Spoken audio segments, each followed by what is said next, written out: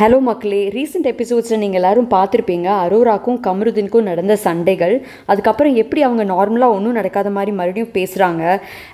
அரோரா ஏன் கமருதீனை பற்றி மற்றவங்க கிட்டே பேசுகிறாங்க, ஆனால் அவங்ககிட்ட நல்லா ஃப்ரெண்ட்ஷிப் மெயின்டைன் பண்ணுறாங்க. இதெல்லாம் ஏன் பண்ணுறாங்கன்னு இன்றைக்கி நான் சொல்கிறேன். லைவில் பார்த்தீங்க அப்படின்னா Arora open up ஆயிருப்பாங்க Ghani and Divya கிட்ட. அவங்கக்கிட்ட ஓப்பனாக சொல்லுவாங்க, இந்த மாதிரி கமருதீன் கிட்ட நான் பல விஷயங்கள் ஃப்ரெண்ட்ஷிப் இருக்கும்போது சொல்லியிருப்பேன். அதாவது என்னோடய எக்ஸ் லவ் பற்றி, என்னோடய ப்ரொஃபஷனை பற்றி, என்னோடய சேலரியை பற்றி, அந்த மாதிரி நிறைய பர்சனல் விஷயங்கள் கமருதீன் கிட்ட ஷேர் பண்ணியிருப்பாங்க. இந்த வாரம் நடந்த ஒரு சண்டையில் அதில் ஒரு சில விஷயங்கள் கமருதீன் அரோரா கிட்ட சொல்லி காயப்படுத்தியிருப்பாங்க சண்டை நடுவில். அது கேட்ட உடனே அரோரா கொஞ்சம் ஷாக் ஆகிருப்பாங்க. என்னடா இது சண்டைனா, இவன் நம்ம சீக்ரெட்டாக சொன்ன விஷயங்கள் எல்லாமே எடுத்து சண்டை போடுறானே அப்படின்னு. அதே மாதிரி அரோரா கமருதீன் கிட்ட இனிமேல் நம்ம ஃப்ரெண்ட்ஷிப் கட் பண்ணிக்கலாம், தேவையில்லை அப்படின்னு சொல்லும்போது கமருதீன் த்ரெட்டன் பண்ணுற மாதிரி கேட்டுப்பாங்க. ஓ, இப்போ நம்ம ஃப்ரெண்ட் இல்லையா, அப்போ நான் உன்னை பற்றி என்ன வேணால் பேசலாமா, நீ என்கிட்ட நிறையா விஷயங்கள் சொல்லட்டுமா அப்படின்னு த்ரெட்டன் பண்ணுற மாதிரி கேட்டிருப்பாங்க. இது கேட்டுடனேவும் அரோரா ஷாக் ஆகிருப்பாங்க. இதெல்லாம் கனி அண்ட் திவ்யா கிட்ட சொல்லுவாங்க.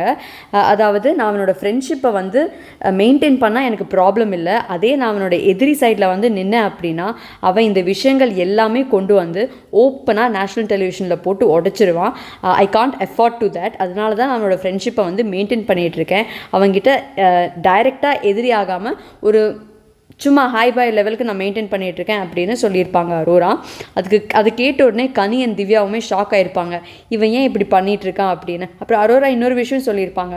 அதாவது ஒரு ஒன் சைட் லவ் பண்ணுற பையன் ஒரு பொண்ணு அக்செப்ட் பண்ணலைன்னா எப்படி ஆசிட் அட்டாக் பண்ணுறானோ அதே மாதிரி தான் இவன் பண்ணிகிட்ருக்கான்.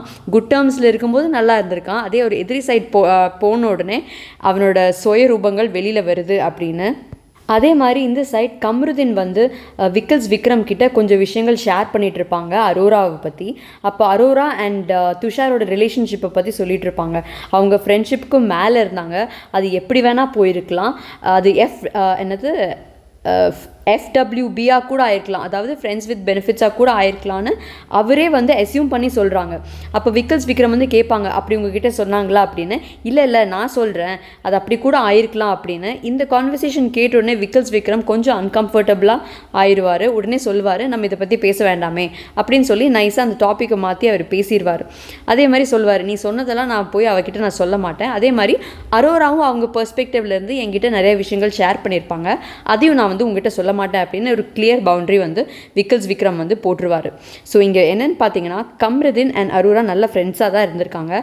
பட் இந்த சண்டைக்கு அப்புறம் கமருதீன் அரோராவை பற்றி நிறைய பர்சனல் விஷயங்கள் பல பேர்கிட்ட சொல்லிகிட்டு இருக்காரு.